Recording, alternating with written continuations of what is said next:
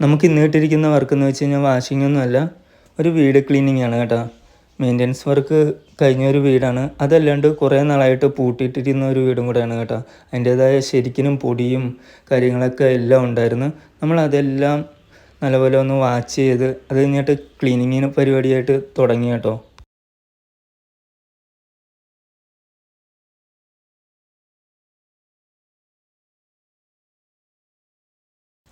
Cleaning ചെയ്ത് കഴിഞ്ഞിട്ടുള്ളൊരവസ്ഥയാണ് മൊത്തം പൊടിയെല്ലാം മാറ്റി നമ്മൾ പുതുപുത്തൻ പോലെ ആക്കി കൊടുത്തു കേട്ടോ.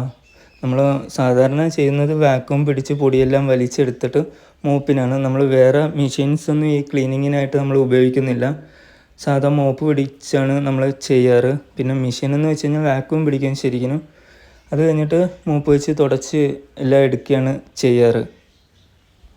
ശരിക്കും പൊടിയുള്ളതുകൊണ്ട് ഒത്തിരി പണിയുണ്ടായിരുന്നു കേട്ടോ.